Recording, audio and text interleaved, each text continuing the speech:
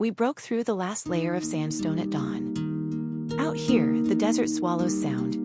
The wind comes as a low breath over the dunes, and then there's only heat, light, and the hush of the world before people remembered how to talk.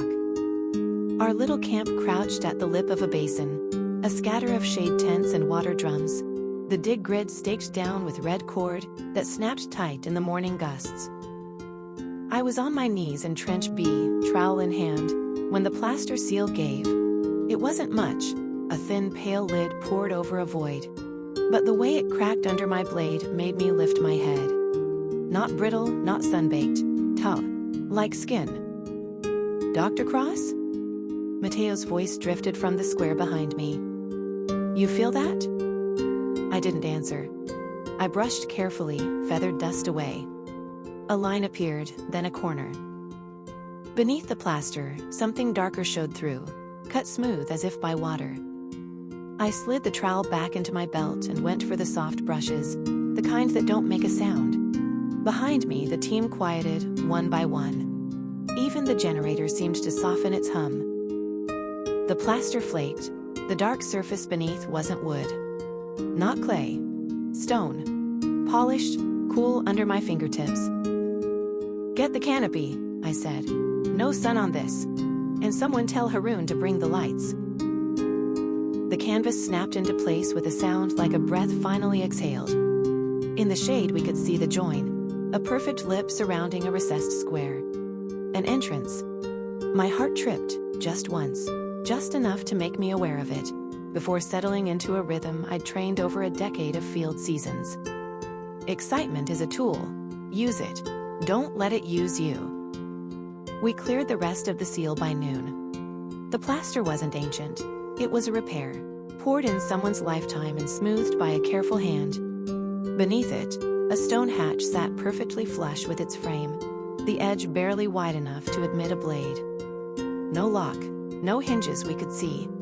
Just a slight depression in the center, as if generations of fingers had pressed the same point. Mateo hovered at my shoulder. Looks ceremonial. It looks like a door, I said. And doors open. Haroon arrived with the work lights and the crane sling, and we did it right. Photograph, sketch, measure. The team breathed the way divers do, shallow and spare. I felt it too, a pressure that wasn't heat pressing behind my eyes.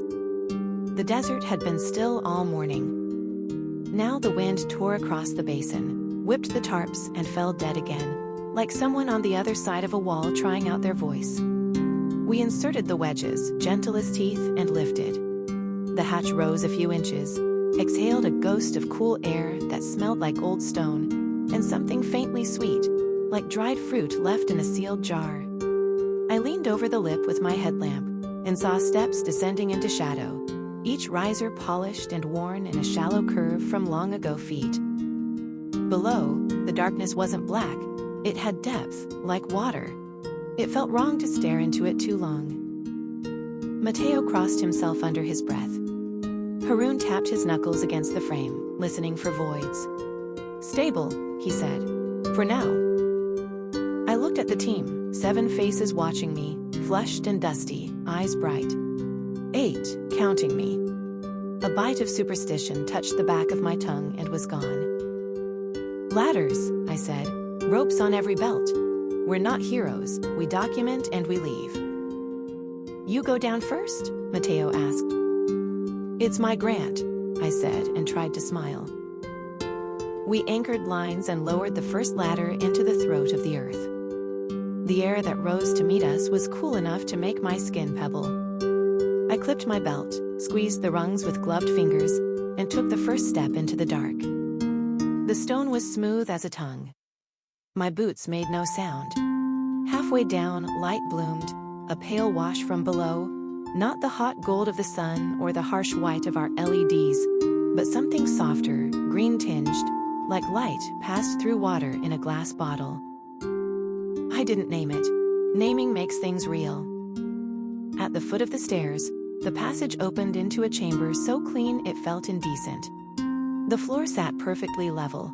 Dust lay only in the corners, as if the room had been dusted yesterday by hands that knew what they were doing. My headlamp slid across the walls and caught a pattern cut deep into the stone. Spirals, eyes, interlocking curves that drew your gaze inward and downward until the center was nowhere and everywhere. The grooves were worn smooth at the edges by touch. At the heart of each spiral, a single shallow cup, thumb-sized, polished slick. "Doc," Mateo's voice wavered. "You're seeing that right?" "I'm seeing it." Haroon's boots found limestone behind me. The others followed. One by one, their lights made the spirals crawl. One of the local workers, Najwa, stopped at the threshold and wouldn't come any farther. She muttered something in a language older than mine, then looked at me as if asking permission to be afraid. "It's okay," I said. "Stay at the stairs." Okay wasn't true, but lies have their uses too. We set the lights, diffused to protect the carvings, and the chamber resolved as if a lens had been cleaned. 4 walls. The spiral pattern repeated on 3. The 4th carried reliefs, figures arranged in 2 rows. The style was wrong for this region. Older lines, simplified hands. 7 figures stood on the upper register, each with a different object clutched to the chest.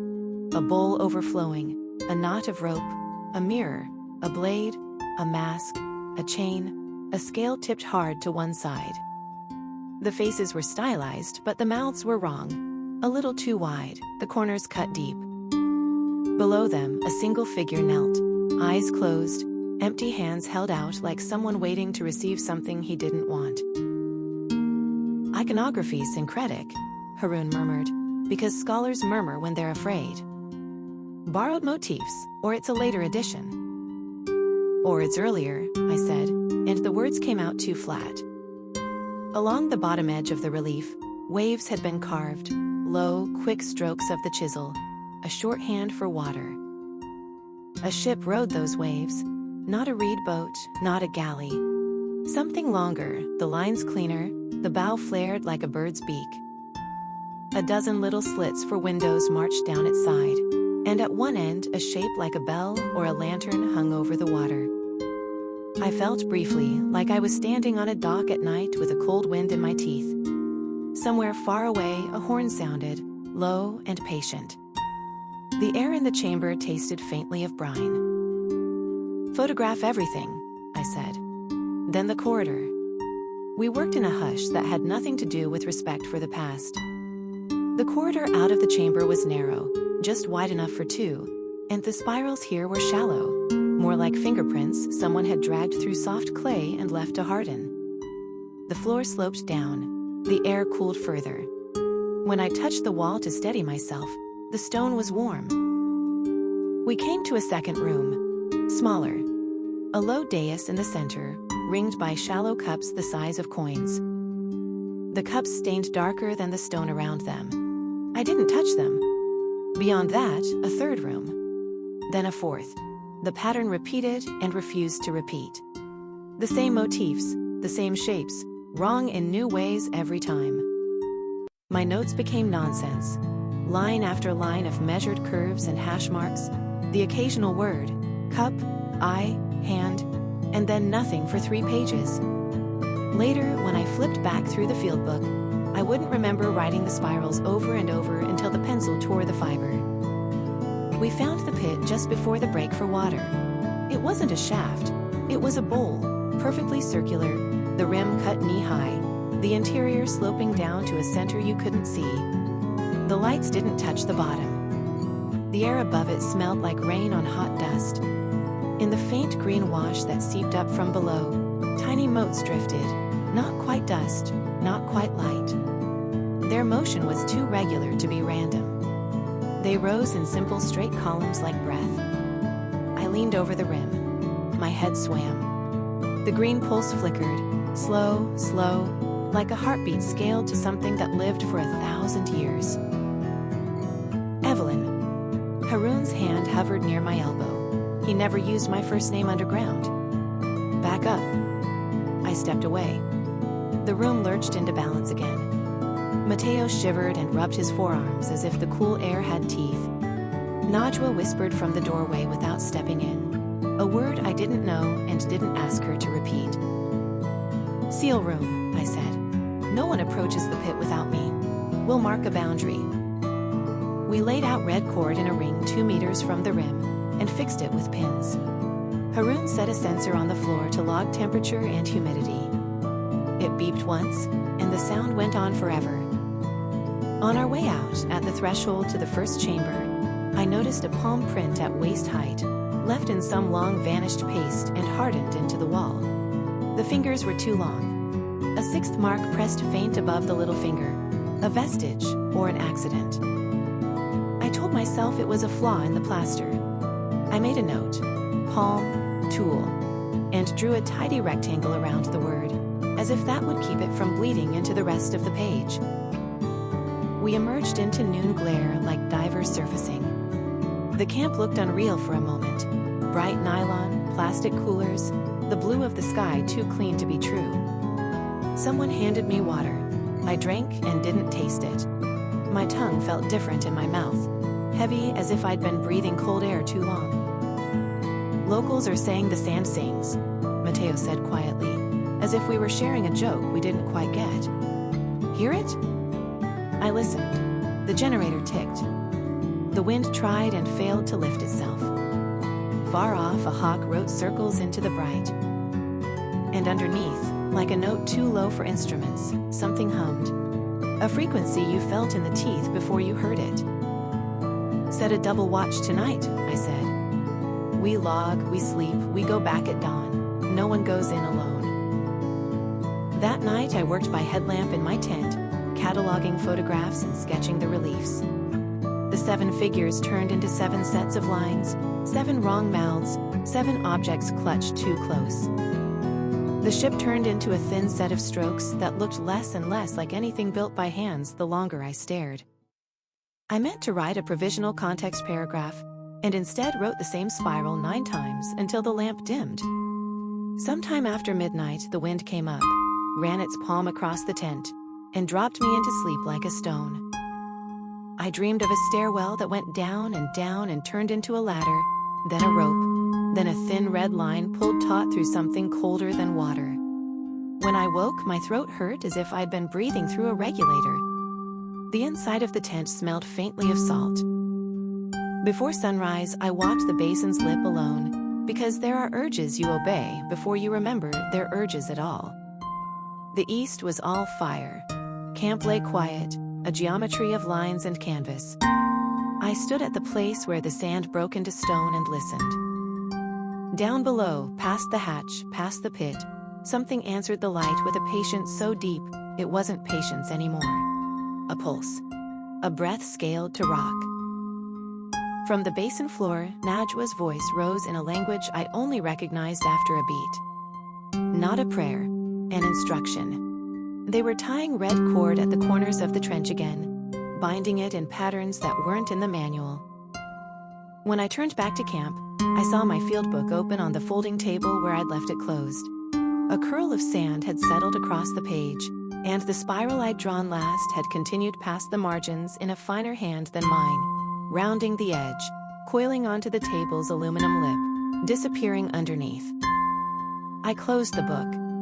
I did it calmly, because calm is another tool. At breakfast, Haroon told me he'd dreamed of waves. Dry ones, he said, trying to make a smile out of it. You know, impossible waves. Mateo didn't look up from his tea. He traced a circle on the tabletop with a fingertip, wore it into the grit, and didn't seem to notice. Today, I said, we keep the boundary. We document the second corridor. We ignore anything that wants to be looked at too badly. Mateo nodded. Haroon made a face like that wasn't a joke. Before we went back down, I stood for a moment at the hatch and laid my hand in the worn depression at its center. The stone under my palm felt like breath going in. When I lifted my hand, the print of my skin warmed the surface for a heartbeat longer than it should have. We descended. The chambers were as we'd left them, but not quite. The relief with the 7 figures had picked up a pale sheen, like moisture on a mirror about to fog. In the second room, one of the shallow cups held a single drop of clear liquid. Haroon tried to collect it and found his pipette wouldn't take. The drop bulged and turned a slow green, reflecting our lights back at us in miniature. In the third room, a hair lay on the floor, long, dark, glossy. Najwa gathered it carefully in a paper envelope without stepping across the threshold. The envelope felt heavier than paper should. At the pit, the green light rose and fell with a rhythm that matched no clock I owned. I had the stupid thought that if I could hum along to it, we could synchronize, and the thought frightened me so much I stepped back from my own shoes. We were packing up to leave when the first sound rose from below. Not the hum, not the breath. Something else. A voice too low to parse. Not words, but the shape of words. The team froze. The red cord around the pit vibrated like an instrument's string. Najwa was already backing up the hallway, whispering the word I hadn't asked her to repeat. Haroon looked at me. His eyes said we could leave. His mouth didn't know how to make the syllables. I did what I always do with a thing that wants too much. I told it no, and gave myself a reason. Tomorrow, I said. We don't have the time. We don't have the samples. We're tired, and tired people misread the past. The voice rose again, the world's slowest tide. It sounded like water in pipes, like wind in a throat, like a crowd very far away speaking into bowls. We left. On the way out, at the stairwell, my glove brushed the wall where the palm print had been. My fingers fell into the worn cups set in the spiral's heart, and for an instant I smelled rain on dust and the sharp metal tang of blood where it shouldn't be. In the square of daylight at the top, Mateo paused and looked back. Did the carvings always? Don't, I said too fast. He swallowed the rest. Haroon sealed the hatch with canvas and weights and a superstition of his own he thought I didn't see. Najwa strung another red cord at the corners of our shade, a pattern that made my eyes slip when I tried to follow it. By late afternoon, the wind was back. It pushed against the basin and retreated, not wanting to be inside. That night, the generator died at 2:17 and restarted itself at 2:19 without anyone touching it. I woke to the low hum of the lights coming back and found my hand had drawn a spiral on the tent wall in the condensation my breath had made. The center of it wasn't where I'd put it. It had drifted a little to the left, toward the basin. At dawn we went down again, because that is what we were for. The hatch was cool under my palm. The air below had the same sweet rot. The pit was waiting. The glow had paled. The red cord was where we'd left it. On the rim, someone had pressed a fresh palm into the dust that sifted from the ceiling in the night. The fingers were too long, a sixth faint notch above the little finger like a scar on a scar. I stood with my clipboard and did the thing that keeps other things out. I named, I measured, I drew. I wrote the date, the time, the weather, my name. I recorded the hum's pitch in the sloppy way people write the temperature when they don't want to admit it's rising. And then I set the clipboard down and stepped over the boundary I had drawn. Just one pace closer to the rim. Close enough to see the way the motes rose, slow and straight as breath. Close enough to hear a word that wasn't a word but meant the same thing in any language. Closer. By the second morning, the air inside the chambers no longer smelled like stone. It was heavier, damp, sweet in a way that made the back of your throat itch, like fruit just beginning to rot. We logged temperature and humidity again. Both had climbed overnight without anyone entering. The pit pulsed faintly, green glow thinning like a candle flame stretched in the wind. I stared at it longer than I should have.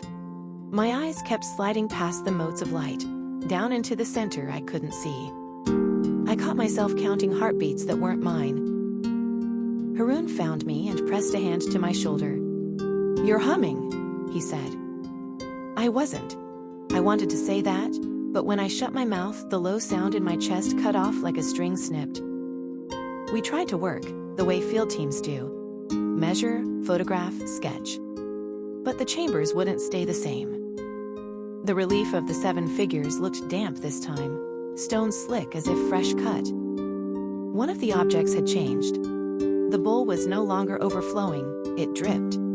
Haroon swore it had always looked that way. Mateo said nothing, just adjusted his sketch without a word. The second chamber's dais bore new stains. Thin, branching lines crawled away from the coin-sized cups, dark as dried veins.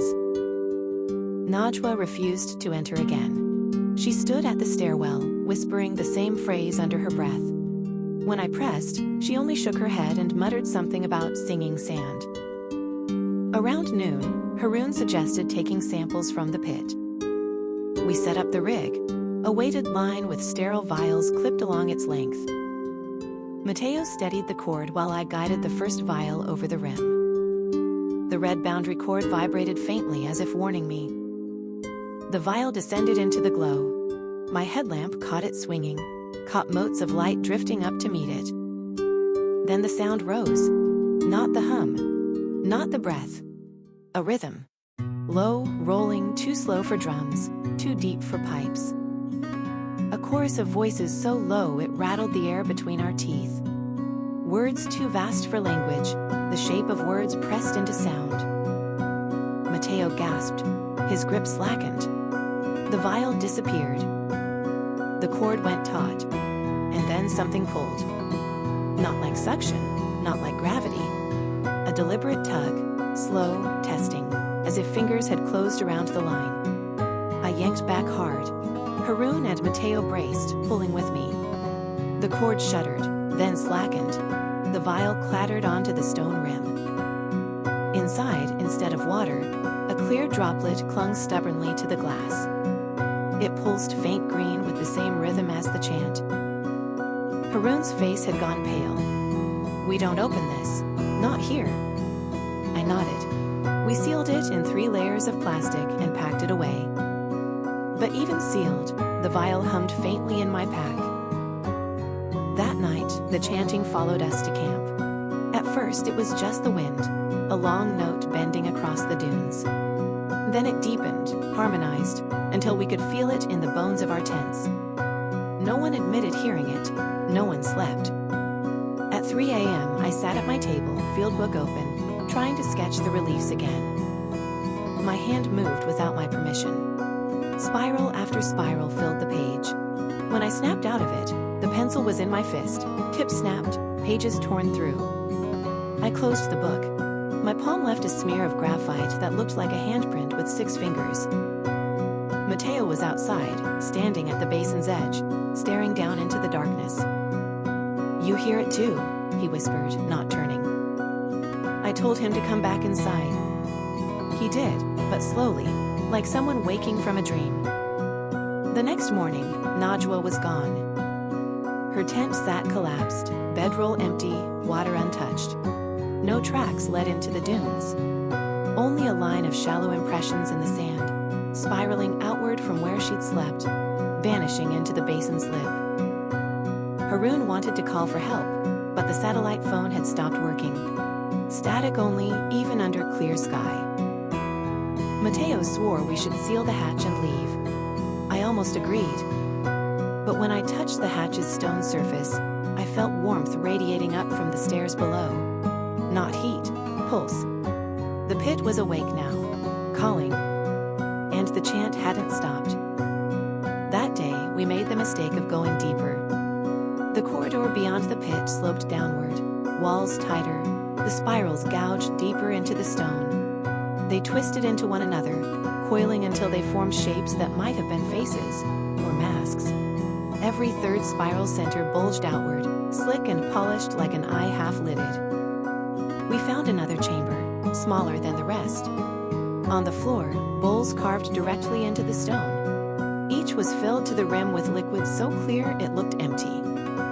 But when the chanting surged, the bowls rippled in perfect unison. Mateo bent too close, flashlight shaking. His reflection rippled once, then blinked. Eyes black, mouth too wide. I yanked him back. The ripple vanished, but he wouldn't meet my eyes after that. That night, I dreamed of the ship. The same long hole carved in the relief. Pitted with windows, lantern hanging over the sea. Only this time, it wasn't on waves. It was submerged, rising through green-lit water toward me. At the rail, 7 figures stood. Their mouths stretched too wide. Their hands clutched the objects. Bowl, mirror, mask, blade, held close like secrets. Below them, in the center of the deck, a single figure knelt, hands empty, waiting. When I woke, my pillow was damp with seawater, and the chant hadn't stopped. We should have left. That morning, when Naj was absent still echoed through camp like a missing tooth, when the chanting hadn't stopped all night, when the vial in my pack pulsed faintly in time with my heart, that was the last moment we could have walked away. But discovery is a hunger. It feeds on itself, and we were already starving. The hatch was warm when I laid my hand on it. Not from the sun, the stone was cool in shade. The warmth came from within. Mateo muttered a prayer as we lowered ourselves down. Haroun stayed silent, face pale, lips pressed thin. The first chambers looked the same as yesterday, spirals slick and shining, the relief of the 7 figures still damp. The bowl still brimming with liquid that wasn't water. But the pit was different. The glow had brightened, not pale anymore, but strong, rising in slow pulses like a lantern beneath the sea. The motes of light drifted faster now, straight as lines drawn on a page. The chant rolled up from the depths, low, steady, patient. We didn't speak. We didn't need to. The pit wanted us closer. Instead, we turned down the corridor beyond. The descent was gradual at first, then steeper. The air grew colder, but not dry. Dampness clung to the stone, ran in rivulets that tasted of salt when I licked my lips. My lamp beam showed spirals gouged deeper, rougher, as if carved by hands in a frenzy. After an hour, the stone changed. It darkened. The limestone gave way to a black, glossy surface that reflected our lights dimly. Haroun tapped it with his trowel. The sound rang like iron. Mateo whispered, "This isn't natural." No one argued. The spirals here were sharp, edges knife-clean, impossible in this depth. They cut into the black stone like wounds that hadn't healed. The corridor opened into a hall. Vast. Columns lined the walls, each carved into twisting shapes that looked less like stone and more like things that had once lived. Bones, I thought at first. Vertebrae stacked tall, fused into pillars. But no creature on Earth had bones that long. Our lights barely touched the far wall. The chant was stronger here, filling the chamber like a fog. And at the center stood another relief. Not carved into stone this time, but raised. A statue. 7 figures again, taller than us. Their mouths wide, eyes gouged hollow. Each clutched the same objects: bowl, mirror, blade, mask, chain, knot, scale. Held so close the stone around them was worn smooth. But they weren't alone. Behind them, carved faint and shallow, loomed something vast. Tentative strokes of chisel had tried to capture its shape and failed. Curves upon curves, coiling endlessly, a suggestion of limbs, of eyes, of a bulk too large for the stone to hold. Mateo fell to his knees. His flashlight clattered across the floor, beams spinning wild. "I've seen this," he whispered. "The drawings. The cave collapse, the diver, it's all the same." His voice broke. "It's all the same thing." Haroun crouched beside him, gripping his shoulders. "Breathe, Mateo, look at me." But Mateo's eyes weren't on him. They were on the statue, on the empty hands of the kneeling figure. "That one," he said, "that one's waiting." I forced us onward, because forward was easier than back. The hall led into narrower passages, stairs worn slick by feet long vanished. At each turn, the chant shifted slightly, more voices joining, less rhythm, more words almost forming. At one landing, I stopped breathing. Not from fear, from recognition. The wall bore a carving of waves, sharp and fast. A ship rode them, long, riveted, metal gleaming faint under our lights. Too modern for this place. Too wrong. The nameplate carved faint on its bow. Marib. I dropped my light. My hands shook. The carving blurred as if underwater. "That's impossible," Haroon whispered. But it wasn't. We'd seen it before, and it had seen us. The stairwell ended in a vault. It shouldn't have existed. It was too deep, too vast. The ceiling soared high into shadow. The walls curved inward like the inside of a shell. Every surface was etched with spirals, thousands, all connected, flowing toward the center of the floor where a pool spread flat and still. The chanting rolled strongest here, not from below, from the pool itself. The surface rippled faintly with each note, though no air stirred. We edged closer. My lamp beam struck the surface and vanished. Not reflected, not absorbed, vanished. The water, if it was water, swallowed light whole. Yet beneath it, faint green glows drifted like stars. Mateo leaned forward, his breath hitched. "They're waiting." His reflection looked back at him. But it wasn't his face. Its mouth opened wider. Wider still, too wide. Mateo screamed. The sound fractured, echoed in the chant until I couldn't tell his voice from theirs. He staggered back, clutching his ears, but the sound was inside us now, shaking bone and blood. Haroon grabbed him, hauled him away. "We're leaving, now." But I couldn't move. Because in the pool, something stirred. Not water, not shadow. A limb, long, slick, curving through the green glow. It brushed the surface but didn't break it. And when it passed, the spirals on the walls pulsed in time. The chant surged. Closer. We ran. The corridors folded wrong, tighter, steeper. The spirals blurred, following us like eyes. My lungs burned, my ears bled. When we burst into the stairwell, the pit's glow surged bright enough to blind. The red cord snapped in two, ends curling like burned thread. The chant followed us up, louder, closer, until I thought the stone would collapse. We didn't stop until the hatch slammed above us, sunlight searing my eyes. Only then did the sound fade. Only then did we realize Mateo wasn't with us. That night, the camp was silent. The generator worked, the lights held, but no one spoke. I opened my field book. On the latest page, where I hadn't written, a spiral had appeared in faint green. The lines weren't graphite. They glowed softly in the dark. And at the center, a single word scrawled in a hand I didn't recognize. Join. We sealed the hatch, but the chant didn't stop. All night it seeped into camp, low as a tide grinding on stone. The generator flickered, our lanterns dimmed, and even when I pressed my palms against my ears, the sound pressed through bone. I dreamt of the pool again, of green lights rising like stars, of figures at its edge, their mouths opening wider and wider, until there was no face left at all, only hunger. When I woke, Haroon was already packing. "We can't stay," he said. His voice was steady, but his hands shook as he lashed crates. "Najwa gone, Mateo gone. Evelyn, this is not a dig anymore. It's a grave." I wanted to agree. My throat ached to say yes, but when I glanced at my field book, lying closed on the folding table, I saw faint light leaking from between the pages, glowing like a lantern under canvas. And I knew we weren't leaving. Not yet. At dawn, we descended again.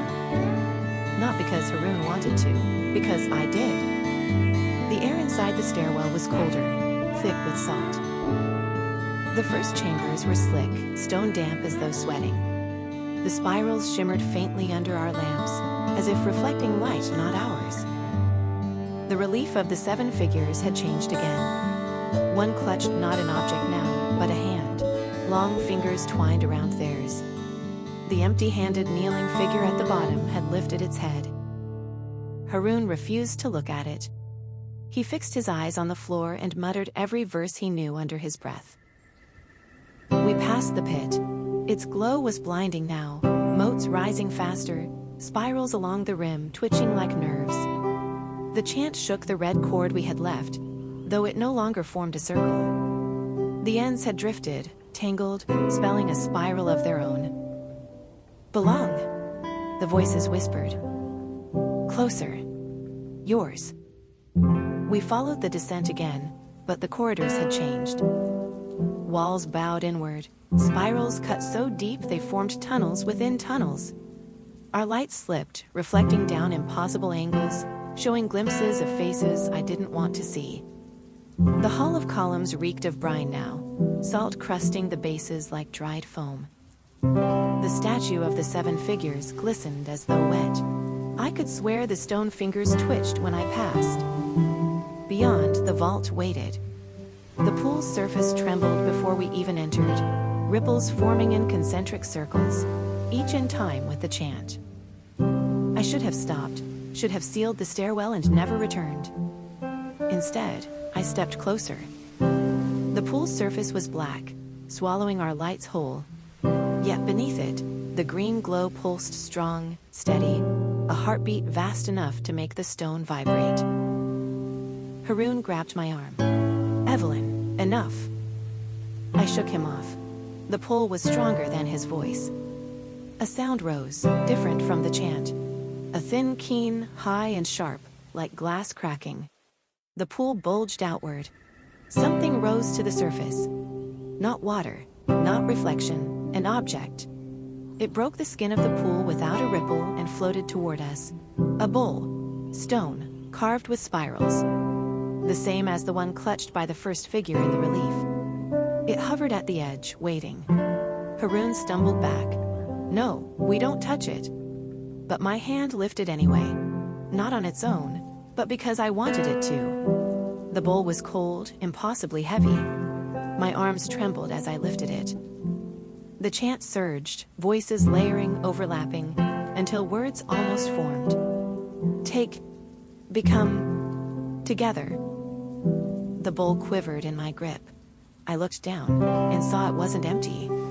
Inside lay liquid clear as glass, glowing faint green from within. Tiny motes drifted in it like dust caught in sunlight. I knew what it wanted. A drop, a taste, an offering. "Evelyn." Haroon's voice cracked. "Put it down."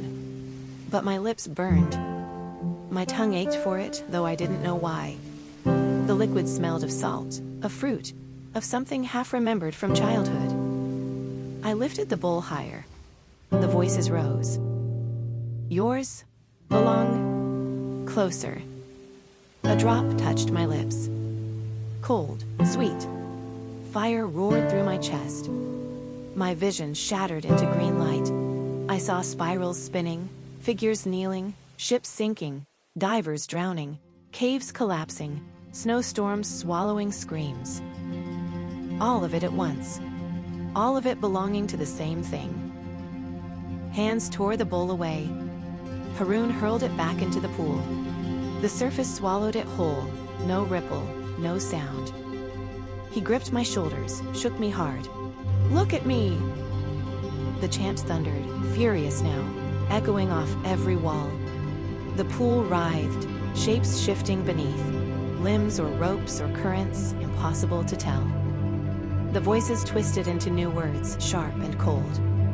Betray, take, yours anyway. The green light surged, flooding the vault, burning our eyes. We ran. The pool hissed behind us, its glow chasing us down the corridors, spirals writhing as though alive. By the time we burst into the stairwell, the hatch above blazed white with daylight. We climbed, lungs heaving, and slammed it shut. But the chant followed, humming faint beneath our feet. And on my lips, the taste lingered. Sweet, salt, mine. That night, Haroon sat awake with his back to the generator, staring at nothing. "You drank," he said softly.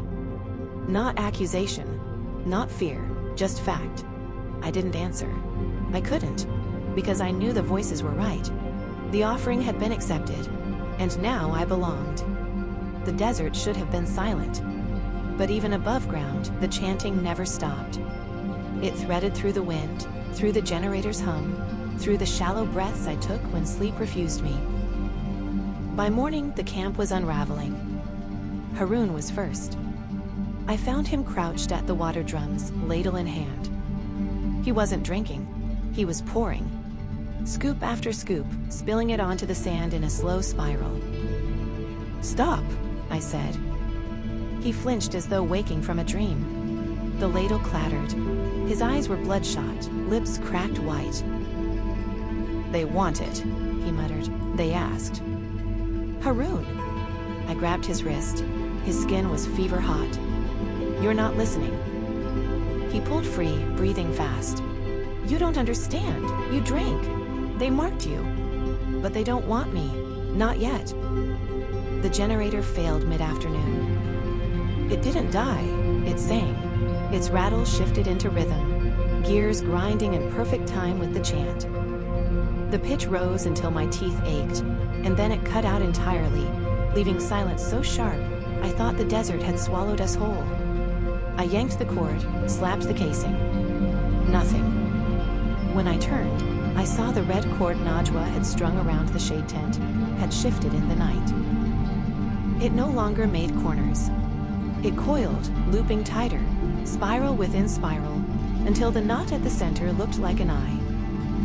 By dusk, the sand itself was moving.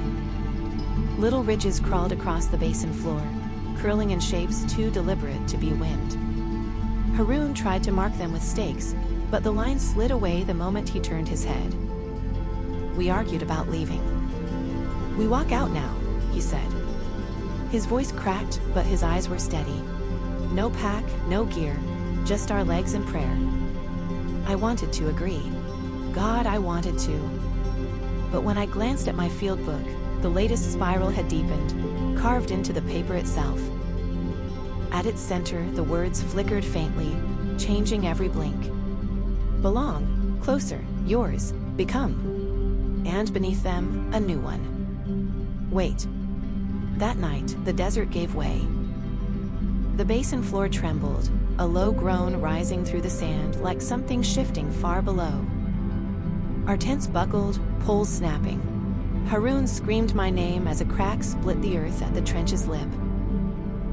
I staggered to the edge. The hatch we had sealed lay shattered, stone slabs pushed aside from within. Light poured upward. Green, pulsing, alive. The chant thundered, no longer low, no longer distant.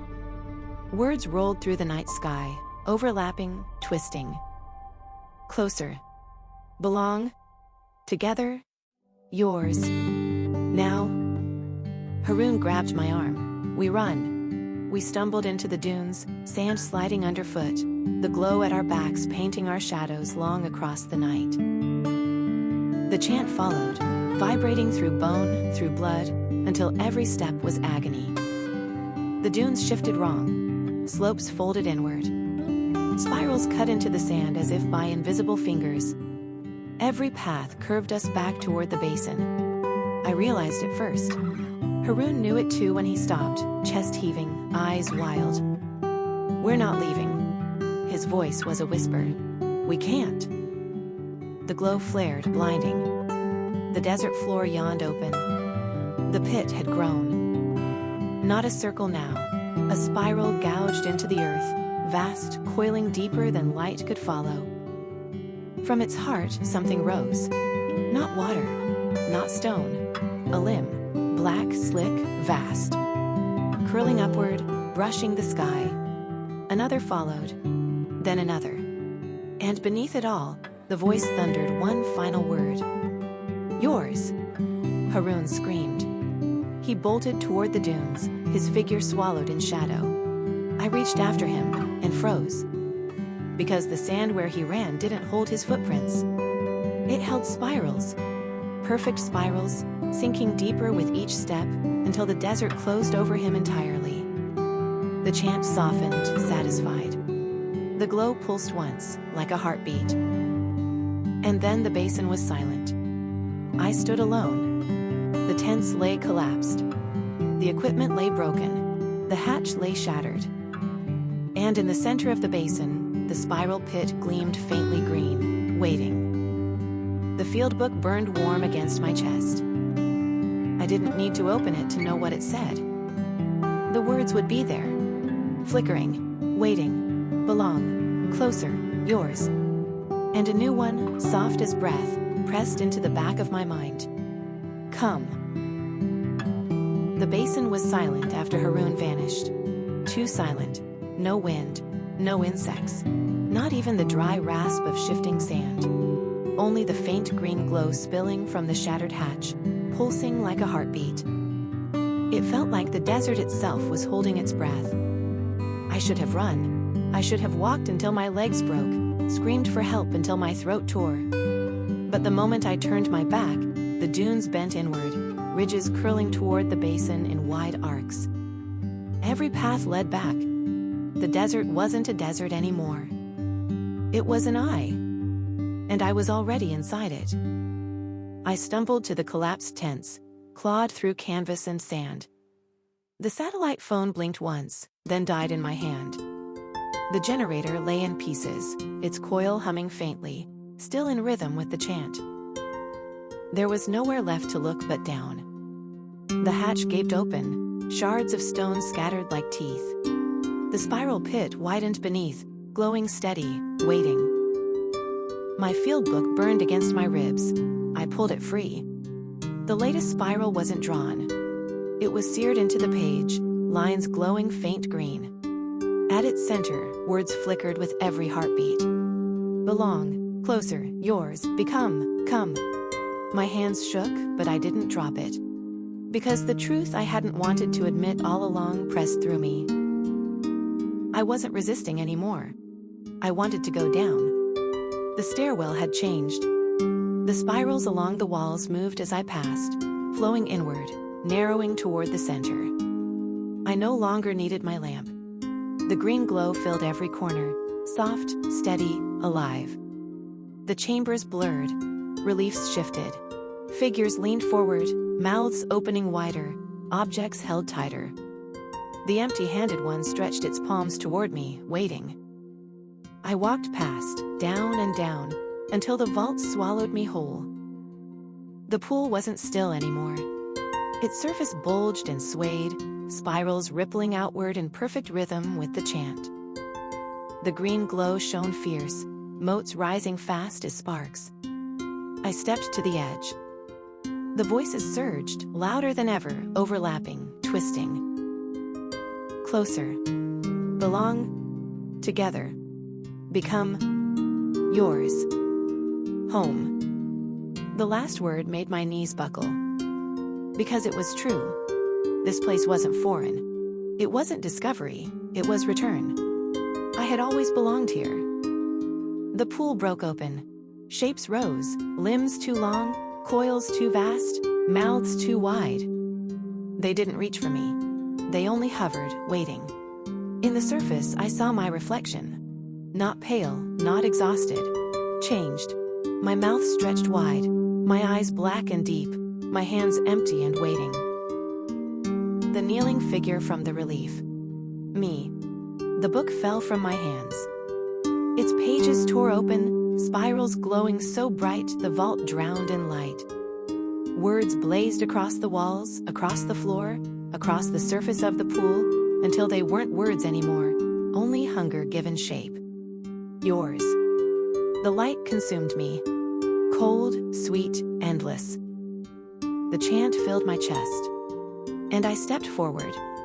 I don't remember falling. I don't remember hitting water. I only remember the silence after. The kind of silence that isn't absence of sound, but the presence of something vast listening. And then the voice, no longer many, no longer strange. Only one, inside me. Welcome. Epilogue. The basin is gone. Sand smoothed it flat by morning. No sign of tents, or crates, or stone hatch. The desert swallowed it whole. But sometimes, when the wind dies, travelers swear they hear humming beneath their feet. A rhythm. A word pressed into the bones of the earth. Closer.